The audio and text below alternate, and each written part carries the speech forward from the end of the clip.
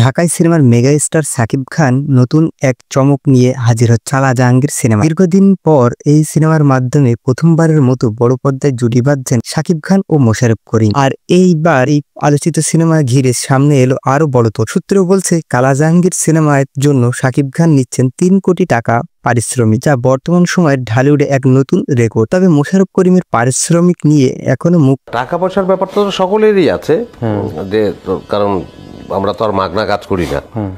খোলেনি কেউই, পুরোটাই রাখা হয়েছে গোপন। ধারণা করা যাচ্ছে তিনিও নিচ্ছেন চমক দেওয়ার মতো অঙ্ক। পরিচালক কাজী হায়াত মাহমুদের সঙ্গে সাকিব খানের চুক্তি ইতিমধ্যে সম্পূর্ণ হয়েছে। সিনেমার শুটিং শুরু হবে সেপ্টেম্বর মাস থেকে। সিনেমায় সাকিব খানকে দেখা যাবে কালা জাহাঙ্গীর নামে এক দুর্ধর্ষ গ্যাং লিডারের চরিত্রে, যার এক চোখে ভয় অন্য চোখে প্রতিশোধ। এদিকে মোশাররফ করিমের চরিত্র নিয়েও দর্শকদের মধ্যে কৌতূহলের তুঙ্গে। নায়িকা হিসেবে থাকতে পারে দুই বাংলার অতি পরিচিত মুখ। আনুষ্ঠানিক ঘোষণা এখনো আসেনি। সব মিলিয়ে কালা জাহাঙ্গীর হতে যাচ্ছে 2025-26 সালের অন্যতম বহু প্রতীক্ষিত সিনেমা। অপেক্ষায় থাকুন। আর হ্যাঁ, আমার চ্যানেলে যারা নতুন অবশ্যই চ্যানেলটি সাবস্ক্রাইব করতে ভুলবেন না।